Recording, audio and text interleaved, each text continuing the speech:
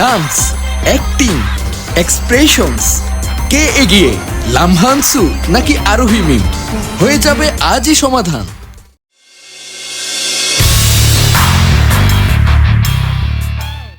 Pranking এর one and only queen আরোহী মিম, যাকে টক্কর দেওয়া কোনো সাপলুডু খেলার নয়। তবে বিষয়টা যখন কম্পিটিশনের, লামহানসুও ছেড়ে কথা বলবে না।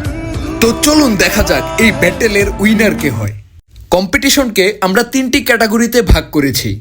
Number 1 dance, number 2 social media activities and TikToks, and number 3 who is more beautiful.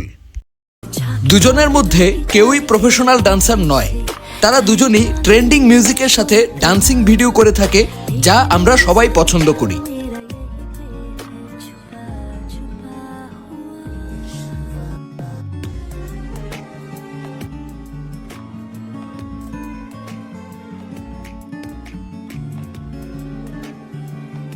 চলুন তাহলে এবার দেখা যাক দুজনের মধ্যে কে ভালো ডান্স করে।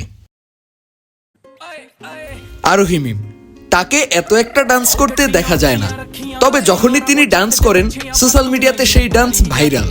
তার মুভমেন্টের পাশাপাশি ফেসে যে একটা এক্সপ্রেশন থাকে, তা সত্যি সবাইকে মুগ্ধ করে। আর শাড়ি পরে ডান্স করার সময় তাকে যা মানায়, সত্যি লামহানসুর জন্য হার্ড কম্পিটিশন হতে যাচ্ছে।